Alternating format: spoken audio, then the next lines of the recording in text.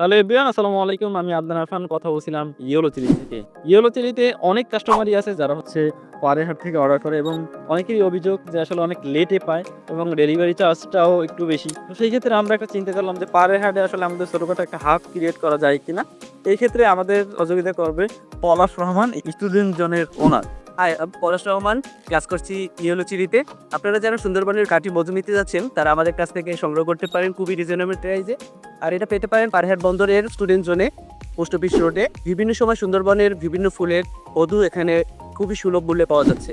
আমরা পাড়েরহাটে হাব করার চিন্তা ভাবনা করছি এই কারণে, পিরোজপুরের যে অর্ডারগুলো থাকে ডেলিভারি ম্যান দিতে অনেক সময় লাগায়, এর পাশাপাশি ডেলিভারি কস্ট অনেক হয়ে যায়, তার মানে একটা মধুর প্রাইস অনেক বেড়ে যায়।